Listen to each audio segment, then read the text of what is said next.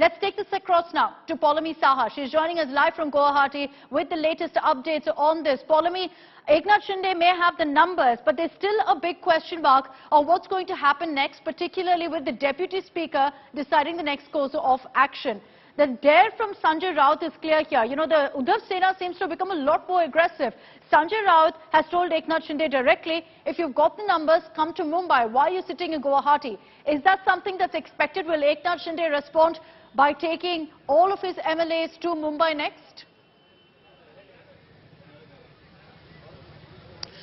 Well, what we understand from our sources within the Eknath Shinde camp, and also those we're speaking to in Mumbai as well, who are of course strategizing for the Uddhav Thackeray camp, is that when of course the Deputy Speaker issues the summons to these 16 rebel MLAs based on the disqualification motion which has been moved against them by the Uddhav Thackeray-led Shiv Sena, he will give them the option to either appear in person or submit a reply via email, but from an authentic email address which can be authenticated and verified as that of this concerned MLA itself. So the option will be available, so they don't necessarily have to need to go down to Mumbai in order to of course present their case before the Deputy Speaker. That is what we understand, and this is from the Uddhav Thackeray camp itself. So they are saying that the options are actually two over there. But of course then the prerogative lies with the Deputy Speaker, and whether he accepts the response, whether he thinks of it as something which is valid in terms of them having not attended that meeting of the party which was called, and where of course because of which that disqualification notice has been issued against them. If the Deputy Speaker of course considers it invalid and the response not satisfactory, he could move to in fact disqualify these MLAs. That is possible, and there is in fact precedent where this has happened in the case of course MLAs who have of course gone against the party line, so to say, even outside the assembly or the parliament for that instant. Though of course the Eknath Shinde camp believes that no, that is not the case, and the 10th schedule of the constitution doesn't allow for you to act against any sort of anti-party activities as you may deem outside of the assembly. Now it all boils down to your understanding of the 10th schedule of the constitution. So how we see it play out right now from here on, Akshata, is that there's a possibility that he could not find some of those responses or all of those responses unsatisfactory. If indeed he does receive responses from the 16 rebel MLAs, and he could proceed to disqualify them, in that case the Shinde faction could then move the court challenging that disqualification. So this is definitely going the legal way in terms of ending up in a courtroom, Akshata.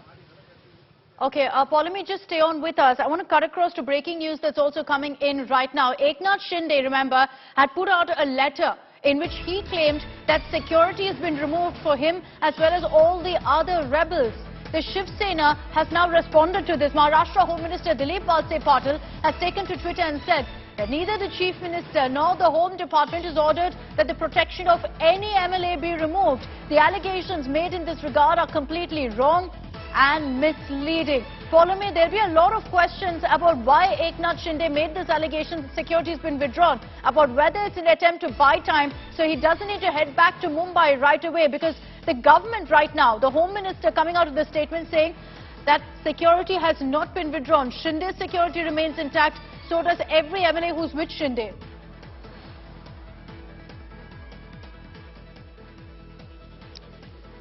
Right, this is of course going to turn into a battle of words really. Eknath Shinde of course has written, and he's made that letter public as well. He's written marking that letter to Uddhav Thackeray, to Dilip Valse Patil, the Home Minister, and to the DGP of Maharashtra as well as all police commissioners across the state. He has written that letter, and he's of course alleged that all of these attacks that are happening on the offices, the vandalism that is happening against various rebel MLAs is happening after that security has been removed. He has of course said that Uddhav Thackeray, Aditya Thackeray, Sanjay Raut and Sharad Pawar will be directly responsible if any harm comes to the families of these MLAs in the state of Maharashtra. They've in fact cited interviews that Mr. Sanjay Raut has given, and when he's spoken with the media just yesterday, when he's basically said that these MLAs will find it difficult to return to Maharashtra and then move around in the state of Maharashtra, saying that this is a threat which has been in fact given out by Sanjay Raut. They've also cited cited the example of what happened in Punjab just a couple of months ago